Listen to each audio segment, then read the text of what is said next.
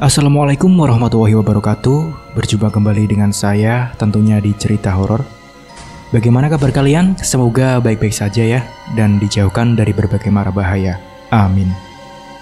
Nah, bagi kalian yang belum subscribe, silahkan subscribe terlebih dahulu supaya tidak ketinggalan cerita-cerita seram selanjutnya. Nah, di video kali ini saya akan membawakan cerita. Sebelum mulai ceritanya, seperti biasa, di dalam cerita ini semua nama dan tempat disamarkan demi menjaga privasi. Langsung saja, seperti apa ceritanya? Simak video ini sampai habis. Daripada penasaran, tak usah kelamaan lagi, kita masuk ke ceritanya.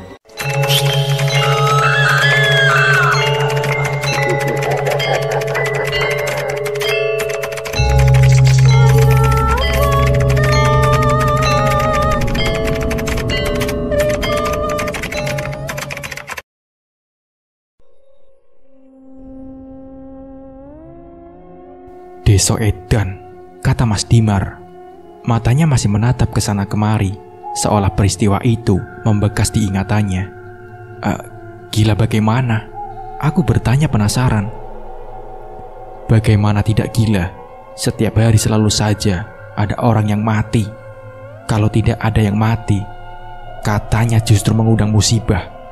Percakapan kami sahut menyaut, membuat aku semakin penasaran.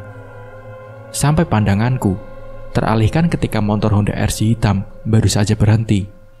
Mas Erik, sosok yang juga aku kenal akrab, duduk dan memesan kopi. Di sini, aku melihat Mas Dimar melihat Mas Erik. Rik, sini loh, ceritakan cerita kamu dan aku waktu zaman masih kuliah, waktu kita nyasar di sebuah desa bernama Gondomayit. Ketika Mas Dimar berujar demikian, wajah tenang Mas Erik tiba-tiba berubah mengisyaratkan ketidakenakan dan aku bisa menangkap raut ngeri itu dari alisnya. Masih diingat saja sih? Sudah lupa kan? Mendengar jawaban itu, aku pun langsung memohon. Sejujurnya, aku paling suka mendengar cerita-cerita seperti ini. Toh aku sudah gak asing lagi dengan hal seperti ini. Awalnya, Mas Erik tambah ogah menceritakan. Namun berbekal bujukan bahwa aku yang akan bayar kopi ditambah rokok, akhirnya Mas Erik pun menyanggupi. Disinilah aku melihat Mas Erik menunjuk sesuatu. Arah utara dari kota pahlawan ini, aku mengernyitkan dahi. Kamu tahu, daerah di salah satu provinsi Jawa, di utara gunung yang paling besar. Aku pun mengangguk. Di sanalah desa yang aku maksud berada. Dan disinilah cerita ini dimulai. Mas Dimar baru saja ditunjuk untuk menjadi ketua Mapala periode tahun 2019 di salah satu universitasnya yang cukup dikenal kota ini. Menjabat menjadi ketua pada semester 6 bukanlah hal yang bijak. Terlebih ketika ada agenda bahwa bulan Juli akan ada proyek untuk mendaki puncak Mahameru, di mana 4 universitas bersama Mapala mereka akan bergabung. Disinilah Mas Dimar membuat satu acara dadakan untuk mempersiapkan kesanggupan tim mereka pada bulan Juli. Tetapi tak satu pun anggota sanggup karena bertepatan dengan UTS. Nah, karena minimnya persiapan, Mas Dimar pun berinisiatif untuk melanjutkan agendanya meski bila harus seorang diri. Mas Erik, ketua Mapala sebelumnya pun akhirnya ikut bergabung. Karena ini juga untuk nama universitas mereka. Dan disinilah mereka dapat satu tempat yang dirasa cocok. Sebut saja Alas T, salah satu tempat untuk melatih stamina karena medannya yang menanjak dan juga tempat terbaik untuk mendapat momen di mana suhu tempat ini nyaris seperti suhu di puncak Mahameru. Sebelum Mas Dimar dan Mas Erik tahu tentang apa yang sudah menunggu mereka di sana, persiapan sudah dilakukan 1 minggu sebelumnya, mulai dari izin untuk mendaki, sekaligus menyisir tempat yang akan dijadikan tujuan pendakian ini. Meski jalur yang akan dituju Mas Dimar dan Mas Erik bukan jalur pendakian pada umumnya, namun Mas Dimar meyakinkan Mas Erik kalau perjalanan yang ditempuh selama 6 jam terasa singkat. Terlebih di hari yang semakin petang, Mas Dimar masih memeriksa semuanya. Kompas yang selalu dibangga-banggakan pun tak luput dari genggamannya. mobil mereka berhenti di salah satu pos yang sudah tidak asing lagi bagi mereka. Anehnya, malam itu tidak ada satupun yang berjaga. Seharusnya itu ada 1 atau 2 penjaga. Karena meskipun ini bukan jalur pendakian resmi, ini adalah jalur yang sering kali ramai pengunjung. Karena tempat ini adalah satu tempat objek wisata yang terkenal. Menunggu, setidaknya itu yang dilakukan Mas Damar. Karena bagaimanapun, laporan itu penting terutama untuk menghindari dari hal-hal yang tidak diinginkan. Namun 1 jam, 2 jam berlalu, dan masih belum ada satu batang hidung pun yang muncul. Hal itu membuat Mas Erik gusar. Sudah, begini saja Mar, tinggalkan KTP di sini. Tulis pesan bahwa kita sudah melampirkan. Lagian, kita nggak tahu kapan putusannya. Bimbang, itulah yang Mas Dimar pikirkan. Bukan sekali 2 kali hal ini terjadi. Namun satu yang Mas Dimar ingat, hal seperti ini biasanya diiringi dengan petaka yang buruk di langkah selanjutnya. Namun Mas Erik benar, tidak ada yang tahu kapan petugas itu akan kembali. Nekat Mas Dimar dan Mas Erik pun akhirnya melangkah masuk ke dalam hutan, bersiap untuk menyambut penghuni yang sudah menunggu mereka. Jam menunjukkan pukul 8 malam. Seharusnya jalanan belum segelap itu. Apalagi jalurnya sendiri masih tidak seberapa jauh dari pos pertama. Tapi malam itu lain, jalur itu lebih gelap dari seharusnya. Dan yang lebih anehnya, tidak terdengar satupun binatang malam di sekitar sana. Medannya memang menanjak, seperti bukit setapak yang bila ditelusuri lebih tinggi, namun masih bisa ditempuh dengan santai. Di sini, Mas Erik yang memulainya. Kalau, kata mbahku, kalau nggak ada suara, biasanya ada hantu. Us, dijaga mulutmu, tidak baik ngomong begitu, kata Mas Dimar. Ada yang membuat Mas Dimar sedari tadi tidak tenang ketika berjalan di belakang Mas Erik. Seharusnya tidak ada lagi siapapun di belakangnya. Namun, bulu kuduknya Mas Dimar berdiri sedari tadi. Bukan kali pertama Mas Dimar merasakan seperti ini. Selama dia mendaki gunung dan masuk ke hutan-hutan seperti ini, bulu kuduk atau leher meremang sudah menjadi makanan sehari-hari. Namun perasaan ini berbeda, seolah-olah yang ini jauh lebih mengintimidasi. Namun Mas Erik tak merasakan apapun. Mas Dimar yang melihat Mas Erik membuka jalan dengan parang di tangannya, setidaknya memberi ketenangan pada Mas Dimar. Dan sampai akhirnya mendengar suara lain. Mas Dimar berhenti, kemudian disusul Erik. Erik, Erik, panggilnya dan Mas Erik pun mendekati sembari menatap Dimar yang leluasa mencari-cari pandang. Iya, apa? Piti, dengar tidak? Ada suara ayam. Erik pun diam, mencoba mencuri dengan apa yang Dimar dengar. Namun, Erik menegaskan bahwa tidak ada suara apapun kecuali angin yang berhembus kencang. Nggak ada kok.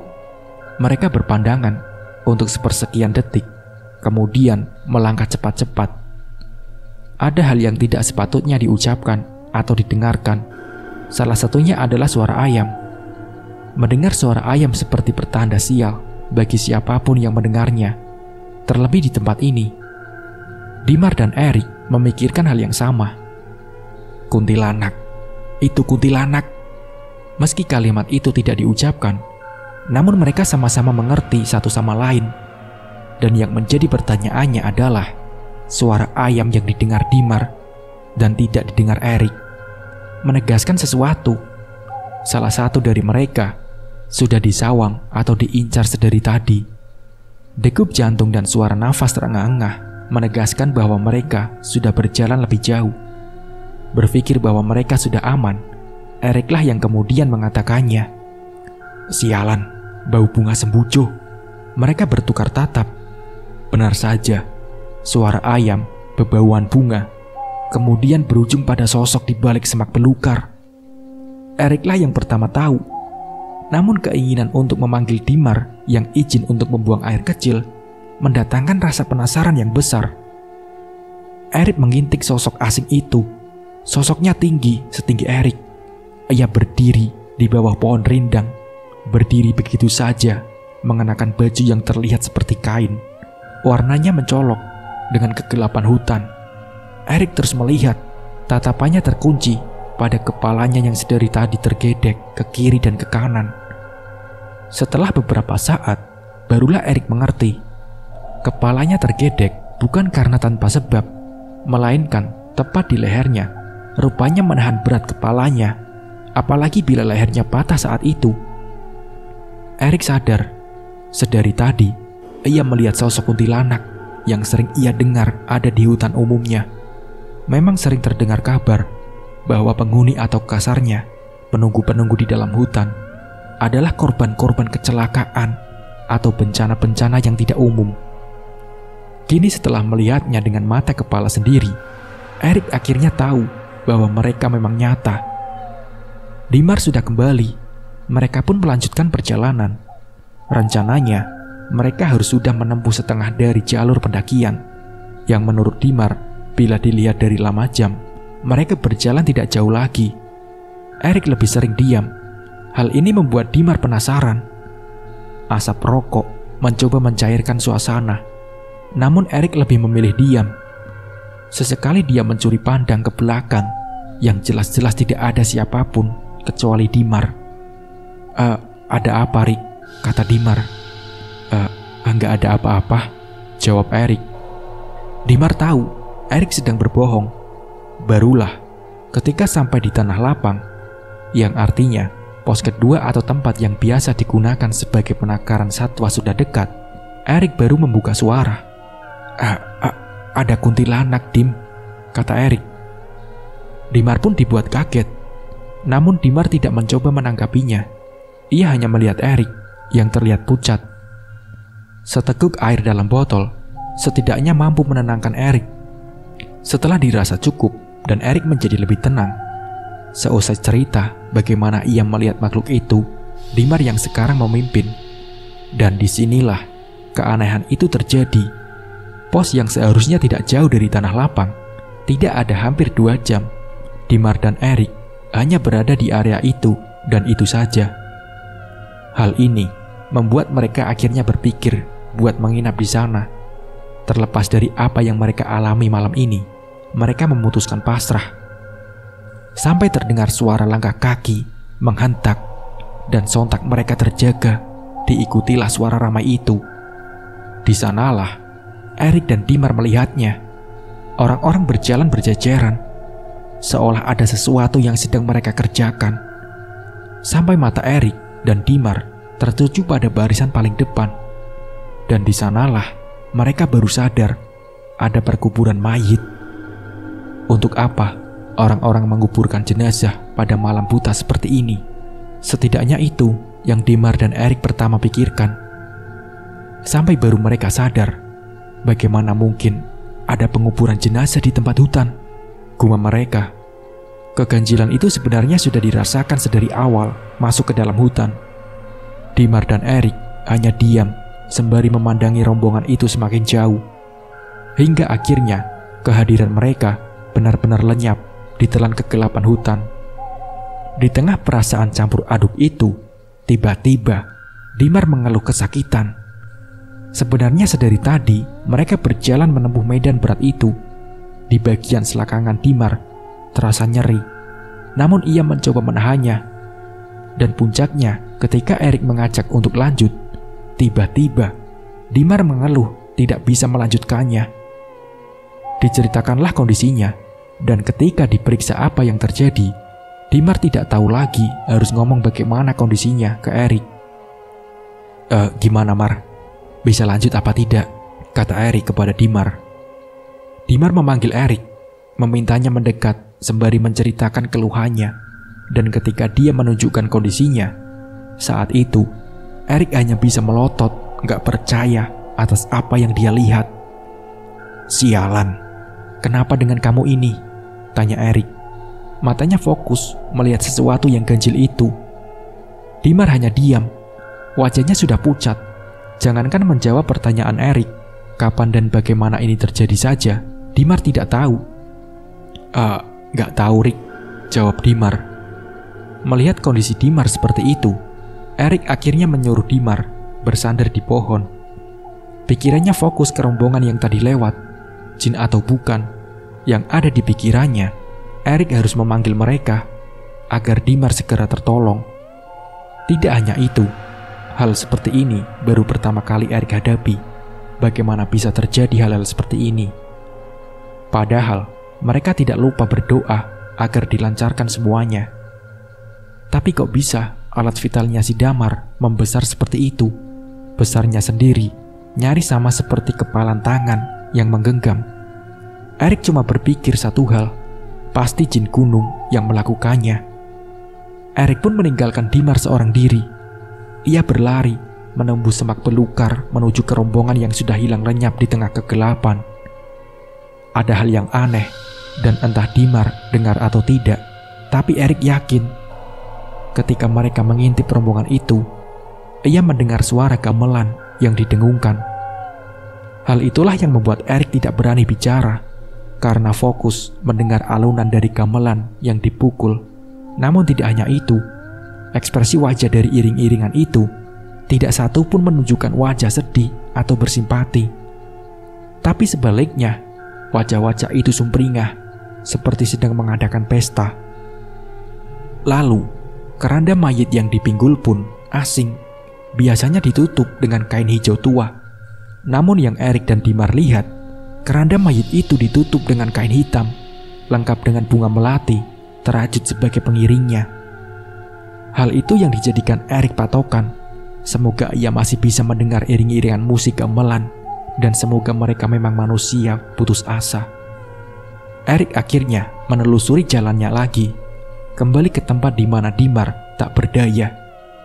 Ia berharap segera selesai dan keluar dari area belantara ini. Berlari kurang lebih 10 menit, dan semakin jauh lokasinya dari Dimar yang masih menahan nyeri. Erik sadar rombongan itu sudah lenyap dan menyisakan tanda tanya. Bagaimana bisa mereka berjalan santai dengan gendong mayit di medan yang naik turun seperti ini? Rupanya ketika kembali, Erik kaget saat di hadapannya Dimar tidak sendirian. Di depannya ada nenek-nenek tua. Di punggungnya ia memanggul kayu bakar. Terlihat dari jauh, Dimar tampak mengobrol dengan sosok asing itu, membuat Erik bertanya-tanya. Dengan ragu, ia mendekat, dan saat itulah baru diketahui nenek itu adalah warga lokal. Ia tinggal di desa tidak jauh dari tempat mereka berada. Nenek itu menawarkan tempat persinggahan, sekaligus memberitahu bila apa yang terjadi kepada Dimar adalah akibat dari weltuk. Apa itu weltuk? Tanya Erik. Disitulah si nenek yang mengaku bisa menyembuhkan Dimar bercerita. Weltuk itu adalah demit, penunggu sungai yang marah sama Dimar karena tanpa sengaja Dimar sudah mengencinginya. Akibatnya Dimar diselentik atau dikeplak di area kemaluannya, kata nenek tersebut. Ragu dan khawatir awalnya ketika si nenek yang dipanggil Mbah Dok itu menawarkan Erik dan Dimar untuk mengikutinya ke desa tempatnya tinggal. Tapi karena keadaan saat itu benar-benar darurat, memaksa Erik untuk menyetujuinya. Dipoponglah Dimar dengan kondisi kesakitan. Selama perjalanan, si nenek bercerita banyak hal. Salah satunya mengatakan permisi kalau mau buang hajat atau apapun. Mereka tidak terlihat bukan tentu tidak ada. Meskipun hanya sekedar izin dengan suara berbisik pun, mereka bisa mendengar. Termasuk Wanggul yang sekarang mengikuti Erik. Erik yang mendengar itu pun kaget. Erik kemudian bertanya dengan muka ngeri. Apa nek? Wanggul apa nek? Si nenek berhenti, melihat jauh ke belakang. Di sana ia menunjuk. Hantu wanita yang mati karena kecelakaan. Lehernya patah, dan dari tadi dia mengikuti kamu. Wangi apa yang kamu cium? Kata nenek itu lagi. Erik pun mengatakannya. Sembujo. Si nenek mengangguk. Tidak apa-apa kalau sembujo. Kalau bau bangkai, nah itu baru berbahaya, jawab nenek itu lagi. Terus lalu bagaimana nek? Sampai kapan saya akan diikuti? Biarkan saja, nanti juga pergi sendiri, jawab si nenek itu. Benar rupanya, di depan terlihat sebuah desa. Namun desanya ini tidak terlalu besar. Rumah-rumahnya terbuat dari anyaman bambu. Pokoknya sangat jauh berbeda dengan kondisi rumah zaman sekarang yang dibangun dengan bata dan semen. Tepat di sudut rumah paling ujung, gentingnya terbuat dari ranting dengan ditutup daun kelapa kering. Setelah sampai, si nenek mempersilahkan masuk. Tidurkan dulu temanmu di situ. Si nenek masuk ke ruangan dalam, sedangkan Erik dan Dimar ditinggal di teras rumah. Ada bangku besar untuk merebahkan badan Dimar. Erik masih tidak habis pikir hanya karena kencing bisa seperti ini. Selidik demi selidik, Erik melihat ke sana kemari. Tatapannya menyapu dari rumah ujung ke ujung. Hanya ada 13 rumah di sini. Dan sebelumnya, ia tidak pernah dengar di daerah ini ada desa. Namun tengah malam seperti ini, desa ini sunyi dan sepi. Cukup membuat ngeri. Si nenek keluar sembari membawakan kendi. Minum ini, lalu pas minum nanti menghadap ke selatan. Biar penyakitnya pergi ke selatan ya nak, kata nenek tersebut berusaha keras berdiri. Dimar pun menenggak air itu. Sekarang masuk ke rumah, jangan keluar dulu, biar bencananya bisa pergi, kata nenek itu lagi. Erik tidak paham maksud si nenek itu, namun Erik mengiyakan tawaran itu. Kali ini, mereka yakin nenek yang menolong mereka mungkin memang manusia. Di dalam rumah, persis seperti yang dibayangkan Erik. Rumah desa yang benar-benar seperti pedalaman. Tidak mungkin ada listrik, bahkan peralatannya pun semua benar-benar lawas. Dimar sudah tertidur lelap setelah dipersilahkan untuk istirahat. Saat itulah Erik kaget bukan main. Erik mendengar suara gamelan itu. Sekarang Erik baru paham. Mungkin rombongan itu adalah rombongan orang-orang desa sini. Namun kenapa musik gamelannya seperti dekat sekali? Si nenek menuju ke pintu dan membukanya. Di depannya ada anak kecil dengan wajah yang pucat dan ekspresinya tidak menyenangkan. Semakin dipandang, membuat hati Erik jadi gelisah sendiri. Si nenek tampak mengobrol lama, mencoba mencuri dengar. Erik hanya mendengar kalimat patah-patah, dan kalimat yang didengar Erik adalah giliran mati, saudara. Habis itu pintu ditutup, dan si nenek kembali masuk dan mengambil kain, lalu menutup kepalanya dengan kain itu. Di sana, Erik pun bertanya, mau kemana nek? Kata Erik. Saat itulah si nenek menawarkan Erik, apakah mau ikut atau tidak. Tawaran itu awalnya membuat Erik ragu, karena ia harus menjaga Dimar. Tapi ada keinginan besar yang membuat penasaran, terutama bila melihat wajah anak pucat itu, seperti ada sesuatu yang ganjil. Dan akhirnya, Erik pun ikut setelah lama menimbang-nimbang keputusan. Rupanya, Erik dibawa di sebuah rumah. Di depannya banyak orang sudah menunggu. Benar dugaannya, ada gamelan yang ditabuh di antara kerumunan itu. Tidak beberapa lama, pandangan Erik menuju ke pintu rumah. Keluar, 4 lelaki setengah baya. Mereka mengangkat keranda mayit yang membuat Erik tidak nyaman. Dalam pikirannya, ia bertanya-tanya, tadi bukannya sudah melakukan proses pemakaman? Kok diadakan pemakaman lagi? Pikir Erik. Di sanalah si nenek yang memimpin. Ia berjalan di barisan depan. Karena sudah setengah jalan, Erik pun terpaksa mau tidak mau harus ikut. Di sepanjang perjalanan yang naik turun, tampak wajah-wajah itu menunjukkan ekspresi sumringah. Hal ganjil seperti itu yang membuat Erik gak habis pikir. Namun ia mencoba menahan diri. Sampailah mereka di sebuah tempat. Ada 2 tanah lapang yang semuanya sama, yaitu pemakaman kembar. Setidaknya itu yang terlihat. Si mayit sudah diturunkan, dan ketika keranda dibuka, Erik hanya diam, bengong, melihat siapa yang akan dimakamkan hari ini. Rupanya yang akan dimakamkan malam ini adalah bocah yang tadi berdiri di depan pintu si nenek. Lah anjir, batin Erik. Setelah gak percaya apa yang dia lihat, semakin dilihat, wajahnya semakin sama persis dengan apa yang Erik saksikan. Tidak mungkin ia salah lihat. Mau tidak mau, Erik yang menyaksikan proses pemakaman itu.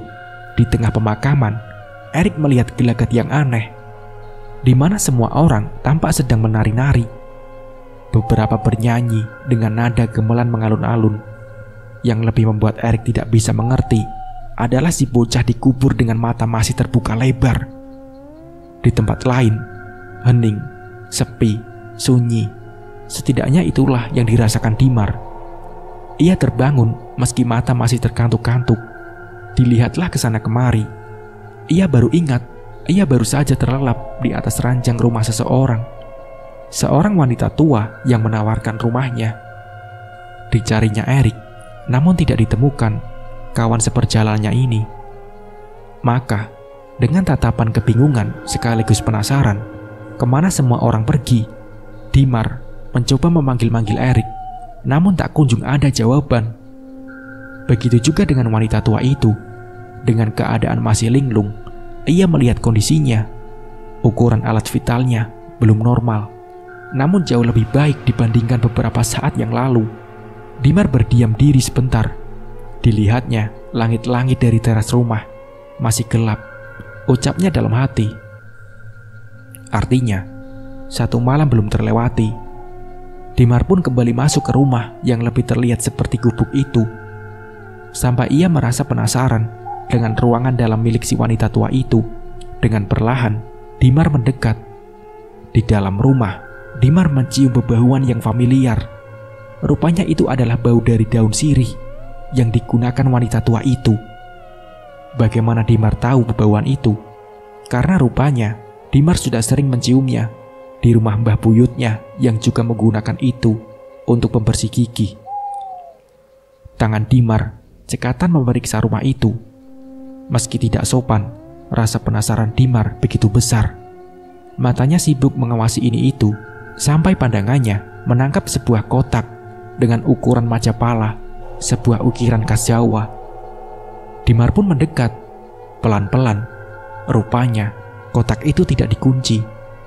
Dengan leluasa, Dimar pun mengangkatnya. Namun perasaan Dimar mendadak tidak enak. Bebauan yang awalnya didominasi bebauan daun sirih, tiba-tiba lenyap begitu saja. Berganti menjadi bebauan seperti kentang atau ubi kayu yang dibakar. Semua orang tahu bebauan itu bebauan apa.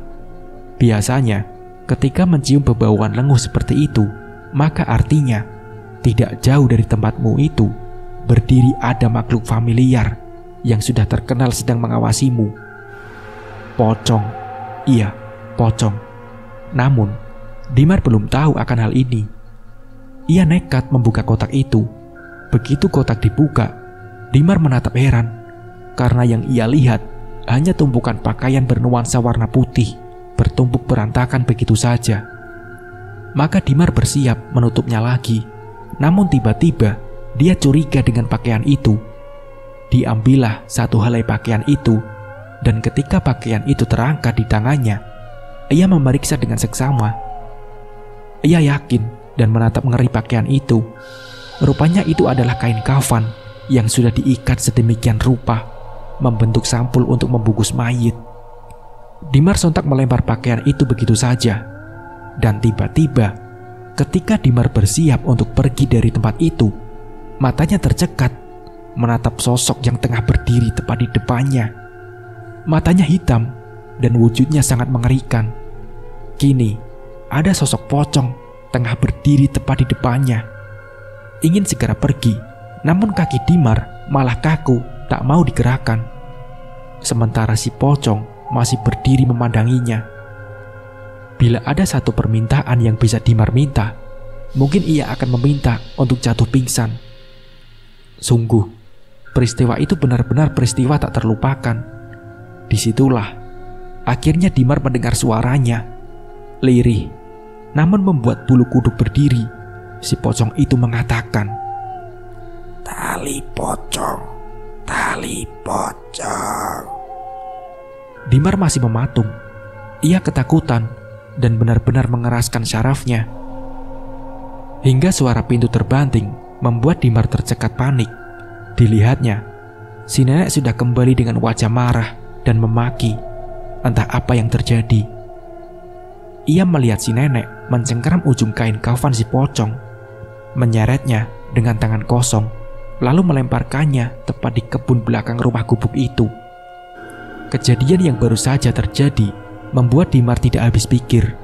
Wanita itu menatap Dimar dengan tatapan dingin sembari berujar, "Jika kamu tidak tahu apa-apa, jangan sembarangan ya nak. Nyawamu ada harganya," kata nenek itu. Kalimat itu masih terbayang di pikiran Dimar, bahkan hingga saat ini. Erik baru sadar, sedari tadi si nenek tidak kelihatan. Padahal ia ikut karena si nenek yang menyuruhnya. Ditambah rasa penasaran, kenapa memakamkan seseorang saja sampai ambil waktu selarut ini. Dan disinilah Erik dibuat kaget. Loh, kenapa tali pocongnya belum dibuka, Nek? Namun, tak seorang pun mendengarkan peringatan dari Erik. Mereka tetap menutup lubang kubur dengan tanah. Disinilah Erik merasakan firasat teramat buruk. "Desa Edan, Edan," gumam Erik. Maka, ia segera meninggalkan tempat itu. Sampai di rumah nenek, Erik melihat Dimar. Mata mereka saling menangkap satu sama lain. Di sini, mereka mulai curiga. Desa ini mungkin bukan desa manusia. Namun ada hal yang lebih besar dari semua itu. Ada misteri apa yang disembunyikan di desa ini? Di tengah kebingungan, langkah kaki si nenek mengejutkan mereka. Wajahnya yang sempat mengeras ketika melihat Dimar, kini sudah berubah seperti sedia kala. Seperti saat pertama kali mereka bertemu dengan si nenek. "Le, kamarnya sudah disiapkan," kata nenek itu. Mau tidak mau, mereka pun masuk ke sebuah kamar yang asing.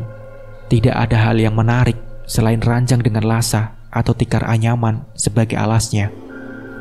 Namun mereka sepakat, keganjilan semua peristiwa ini seperti mengerucut pada sesuatu. Namun belum ada yang berani menarik kesimpulan. Sampai di tengah keheningan, ketika mereka sudah saling merebahkan tubuh untuk sekedar membuang lelah, terdengar suara yang tidak asing lagi di telinga mereka. Suaranya riuh, namun sangat tipis, seperti dari tempat yang jauh. Itu adalah suara pitik atau ayam yang pernah terdengar. Eriklah yang pertama bangun. Ia melihat ke sana kemari untuk memastikan sesuatu. Sampai Erik akhirnya menggoyangkan badan Dimar. Ia baru sadar, wajar, Dimar terlihat pucat pasi, seperti menyembunyikan sesuatu. Dimar, dengar tidak?" kata Erik. Dimar masih diam, mencerna setiap kalimat Erik. Sampai akhirnya ia mengatakan, "Kamu percaya nggak sama pocong?" kata Dimar. Kalimat itu mengingatkan Erik dengan peristiwa yang baru saja ia alami. Matanya menatap tajam Dimar. Ia tidak tahu harus menceritakannya dari mana. "Aku pernah dengar, katanya kalau dengar suara ayam, artinya ada pocong di dekat sini." Akhirnya, Erik menceritakan kejadian yang menimpanya. Desa ini gak beres. Ayo kita pergi saja. Kelaminmu sudah gak apa-apa kan?" kata Erik. Mendengar itu, Dimar kemudian juga mengatakan, "Rik, sepertinya si nenek."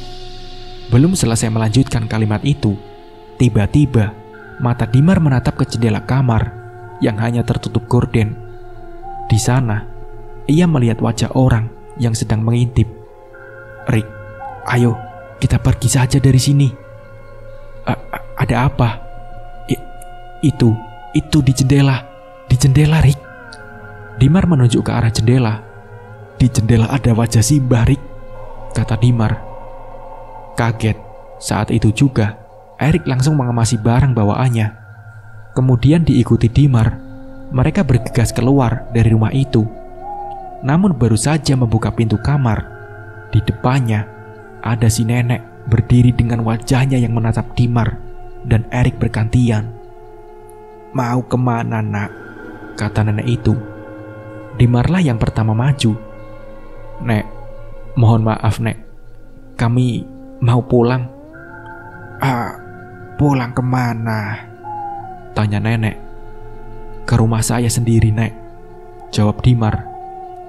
Si nenek awalnya hanya berdiri, namun perlahan-lahan tubuhnya tertekuk, lalu membungkuk menatap mereka dengan senyuman paling mengerikan yang pernah Erik dan Dimar lihat seumur hidup. "Penyakitmu sudah sembuhkah, nak?" kata nenek itu. Dimar pun terdiam lama. Di sini, Erik yang kemudian maju. "Nek, sebenarnya Anda itu siapa sih?" Dan saat itulah, senyuman buruk rupa itu menjelma menjadi suara tawa yang membuat Erik dan Dimar menggigil karena ngeri. Bulu kuduk mereka berdiri dan dada mereka berdetak tanpa henti. "Desa Perenggut Nyawa, Desa Gondomayit," kata si nenek itu dengan langkah tertatih mendekati Erik dan Dimar yang beringsut mundur. "Siapa yang sudah masuk ke desa ini tidak akan bisa keluar. Nurut saja sama ucapan saya," kata nenek itu lagi. Di tengah keheningan itu, suara ayam yang lirih itu terdengar semakin sering. "Kalian mendengar suara itu, nak?" Keduanya pun mengangguk. "Apa kamu tahu artinya?" kata nenek itu. Erik dan Dimar pun menggeleng dan masih menjaga jarak dari langkah si nenek itu. Pocong, ujar si nenek. Setelah mengatakan itu, seolah ada sesuatu yang membuat perasaan Erik dan Dimar tidak enak. Dan benar saja, tidak ada angin, tidak ada hujan. Tiba-tiba, terdengar suara pintu dibanting dengan sangat keras.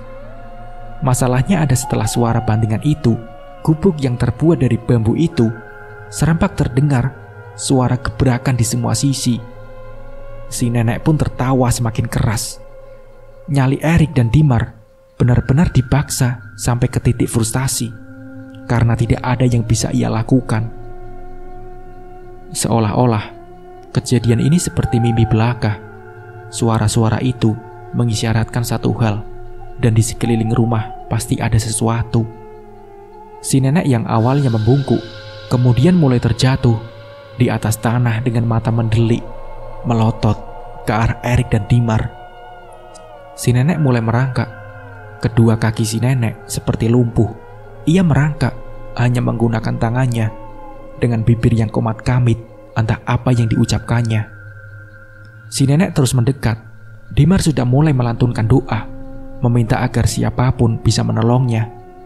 Sementara Erik hanya terdiam sembari meracau. Jancuk. Saat itulah tercium aroma familiar yang seolah menyadarkan Erik dan Dimar. Aroma itu adalah aroma sembujo. Aroma itu semakin menyengat. Suara ramai yang sedari tadi menciutkan nyali Erik dan Dimar perlahan sirna. Di belakang ada pintu, Rik," teriak Dimar. Mereka bergegas lari, dan si nenek masih berusaha mengejar. Dilihatnya kotak yang Dimar lihat tadi. Namun segera ia tepis pikiran-pikiran yang masih menyimpan tanda tanya. Apa maksud dari kain kafan itu? Yang ia lihat pertama dari halaman belakang rumah adalah berpetak-petak tanaman singkong. Aroma sembujo masih tercium menyengat. Anehnya, hanya Erik yang mencium. "Ikut aku, Mar. Ikut aku," kata Erik. Entah terjepit atau apa, Erik merasa aroma ini seperti memberinya jalan. Dan iya, benar saja. Langkah mereka perlahan menuju ke tanah hutan. Pepohonan yang sedari tadi menjadi penanda perjalanan mereka, kini mulai mereka telusuri. Erik meyakinkan Dimar, desa itu dihuni oleh mayat. Pertanyaannya adalah, kenapa mayat harus dikuburkan lagi? Kain kafan, Rik. Apa ada hubungannya? Kata Dimar. Erik pun terlihat bingung. di kotak, ada yang di dapur, ada banyak kain kafan. Erik dan Dimar masih berpikir sampai ia baru sadar. Di tempat mereka berdiri, mereka tidak sendirian lagi. Dari balik pohon, banyak sepasang mata yang mengawasi. Dan setelah diperhatikan lagi, itu adalah sosok pocong. Tidak hanya satu pocong, namun hampir ada puluhan pocong. Dimar dan Erik terdiam mematung. Tak berselang lama, Dimar mendengar suara-suara mereka. Tali pocong, tali pocong. Kamu mendengar atau enggak, Rik? Kata Dimar. Dengar apa sih? Itu. Tali pocong, tali pocong. Mendengar itu, mereka pun berlari, membiarkan pocong-pocong itu mengikuti. Yang mengerikan, pocong-pocong itu terbang di atas mereka. Di tengah gelapnya hutan, Dimar dan Erik gak berhenti berlari. Karena manusia normal mana yang tidak ketakutan diikuti hampir selusin atau lebih kain kafan terbang ke kiri dan ke kanan, sembari mendengarkan mereka mengatakan tali pocong di sepanjang perjalanan. Setelah menembus rimbun semak belukar dan naik turun di tanah menanjak, Erik menunjuk sebuah gubuk satu-satunya. Erik tahu gubuk itu penanda kuburan kembar. Kenapa disebut kuburan kembar? Rupanya ada dua pemakaman yang sejajar dan hanya terpisah oleh pagar bambu. Pasak yang digunakan untuk setiap makam pun hanya menggunakan pasak kayu yang kebanyakan sudah lapuk tanpa ada penanda siapa yang dimakamkan di sana. Di sini keanehan terjadi. Pocong yang sedari tadi terbang di atas mereka, tidak ada satupun yang terlihat lagi. Mereka lenyap. Namun suara ayam yang pernah mereka dengar dari jarak yang jauh kini terdengar sangat dekat. Dekat sekali, sampai Erik berasumsi suara ayam itu kemungkinan berasal dari pemakaman ini. Masalahnya, di mana ayam itu berada. Lain halnya dengan Dimar, kini ia bisa menciumnya. Aroma sembujo yang hanya tercium di hidung Erik kini tercium juga di hidung Dimar. Iya, wangi, kata Dimar sembari melihat ke sana kemari. Hingga Erik menunjuk sesuatu gundukan tanah, tempat pemakaman yang pernah Erik lihat. Itu, di sana, mayat yang dikubur tadi. Semakin dekat, suara ayam terdengar semakin jelas. Dan benar saja, dari jauh, terlihat seseorang sedang menggaruk-garuk tanah. Di sekitarnya, banyak dikelilingi ayam berwarna hitam legam. Itu ayam cemani, Mar, kata Erik. Mereka melihat dari jauh apa yang siluet asing itu lakukan. Asu, teriak Erik saat siluet itu melihatnya. Lah, itu kan si nenek, katanya. Bukan takut lagi, tapi Erik langsung lari meninggalkan Dimar yang baru sadar dengan apa yang dikatakan Erik. Si nenek yang sedari tadi tersaruk-saruk mengejar mereka. Di tengah kepanikan itulah aroma sembujo yang misterius itu tercium lagi. Bahkan lebih kuat, dan mereka berdua bisa menciumnya sangat jelas. Anjir, ada apa sih dengan hutan ini? Dan disitulah, entah karena kepepet atau apa, mereka malah mendekat ke sumber aroma sembujo, yang padahal mereka berdua tahu bahwa itu adalah aroma dari Wanggul. Namun setidaknya, aroma itu benar-benar membawa mereka ke jalan yang tidak asing lagi. Dimar yang mengikuti Erik dari belakang hanya mendengar sekelebat suara tanpa memperdulikan apapun dan bagaimanapun. Tiba-tiba, mereka sudah sampai di tempat yang mereka cari selama ini. Pos kedua. Di sana, mereka bisa melihat pagar besi, tempat di mana cagar satwa beroperasi. Dengan keringat dingin, mereka melangkah mendekat. Kalian yang ninggalin KTP di pos 1 ya. Mereka pun mengangguk. Saat itu juga, si petugas melapor. Tidak ada yang tahu satupun dari mereka, bila bukan karena si petugas yang mengatakan sudah 2 hari sejak pencarian mereka dimulai. Bodoh, kalau mau naik ke puncak, kenapa lewat sini? kan bisa lewat jalan yang lain. Sudah 2 jam, mereka diceramahi oleh pemuda parubaya itu. Wajahnya tampak sangar, seperti sudah lama menahan luapan amarah. Erik dan Dimar hanya terdiam mengangguk, pasrah, bingung, tidak tahu harus mengatakan apa. Setelah beberapa saat, barulah terdengar suara motor mendekat, dan yang masuk kemudian adalah seorang pria yang mungkin 10 tahun lebih tua. Ia hanya mengenakan kaos kutang dengan sarung dililitkan di tubuhnya. Wajahnya tidak kalah sangar. Ia menatap Erik dan Dimar. Kalimat pertama yang ia ucapkan bukan luapan amarah seperti penjaga di pos 2, tapi hanya pertanyaan yang membuat Dimar dan Erik diam lama. "Masih hidup ya kalian-kalian ini?" kata pemuda itu. Ia meneguk kopi di meja, kemudian duduk bersila di depan mereka. "Sudah, ceritakan saja, kemana kalian selama 2 hari ini?" Pak," kata Dimar, "ada desa ya di sini." Terlihat 2 penjaga itu saling melihat satu sama lain. Iya, ada," jawab si bapak itu. Si bapak terdiam lama, sementara penjaga yang lebih muda tampak bingung. Sembari berbisik ia bertanya, "Di mana ada desa, Pak?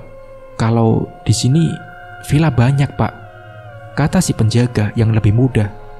Sembari mengisap rokok, wajah si bapak tampak tegang. "Apa benar kalian cuma berdua saja waktu mendaki di sini?" kata bapak itu lagi. Erik dan Dimar mengangguk bersamaan. Iya, Pak. Syukur. Alas ini emang angker. Dulu sudah terkenal bahwa banyak yang pernah lihat kalau ada tempat yang namanya 1000 pintu, pohon keramat, yang kabarnya bila dilihat ada desa di dalamnya. Desa ini namanya adalah Desa Gondomayit, kata bapak itu. Hembusan asap rokoknya membuat semua orang yang ada di ruangan terdiam mendengarkan. Wajah mereka semua tegang. Masalahnya, tidak ada yang tahu di mana keberadaan pohon itu. Untungnya, kalian tidak terjebak di desa ini dengan membawa jumlah orang ganjil. Kalau sampai itu terjadi, biasanya hanya satu yang tidak akan bisa pulang. Cerita bapak-bapak itu lagi. Erik dan Dimar saling memandang satu sama lain. Sekarang, aku tanya, apa yang kalian rasakan sekarang? Di sini, Dimar awalnya bingung. Apakah ia harus bercerita soal kondisi tubuhnya? Dan akhirnya, dengan bantuan Erik, Dimar menunjukkan area di mana ia mendapat musibah. Si bapak hanya diam, tampak tidak terkejut sama sekali, seperti pernah melihat ini sebelumnya. Si bapak menginstruksikan agar Dimar tidur terlentang, sementara jari-jari kakinya ditarik satu persatu. Kurang lebih hampir setengah jam, si bapak memijit kaki Dimar. Ajaibnya, alat vitalnya yang membesar itu perlahan kembali normal. "Besok-besok, jangan kencing sembarangan lagi ya," kata bapak itu. Setelah percakapan itu, Dimar dan Erik berpamitan pulang saat fajar mulai menyingsing. Dimar yang pertama pergi. Ketika Erik akan beranjak, ia kembali menemui si bapak, bertanya dengan wajah penasaran. "Pak, saya mau tanya sekali lagi. Ada wanita tua yang sempat mengejar saya, Pak, dan teman saya. Itu siapa, Pak?" tanya Erik kepada bapak itu. Wajah si bapak itu tampak berpikir, kemudian berucap, "Ya, itu Sarti," jawab bapak. Apa? Sarti?" kata Erik mengulangi. "Sampean tahu kalau pocong itu sebenarnya bisa diikat sama ilmu hitam. Nah, Sarti itu hanya sebuah gelar. Pocong bisa dikirim untuk mencelakai siapapun, bisa digunakan untuk mengganggu bisnis orang. Nah, desa itu dimiliki oleh si nenek ini," jawab bapak itu. Terus si nenek ini manusia dong, Pak?" Si bapak itu hanya terdiam, sembari menggeleng. Ia tidak bisa melanjutkan ini lebih jauh. Sekarang, dari informasi ini, Erik mengambil kesimpulan. Cara mengikat pocong berarti dengan memegang tali pocongnya. Sekarang yang menjadi pertanyaan adalah berapa banyak pocong yang sudah diikat dan kenapa eksistensi desa ini masih muncul. Sebenarnya, cerita tentang pesugihan pocong bukanlah hal yang baru. Banyak cerita tentang pesugihan pocong, mulai dari sebagai penglaris makanan hingga pembawa bala atau sial bagi keluarga yang tidak disuka. Apapun itu, mungkin ujung dari cerita ini berhubungan satu sama lain dengan desa ini. Yang menjadi poin penting di sini adalah jauh di luar akal sehat ini. Memang hal-hal gaib kerap kali menyembunyikan misterinya sendiri. Nah, seperti itulah ceritanya. Semoga dari cerita ini kita bisa mengambil hikmah dan pembelajarannya. Mungkin cukup sekian dari saya. Wassalamualaikum warahmatullahi wabarakatuh.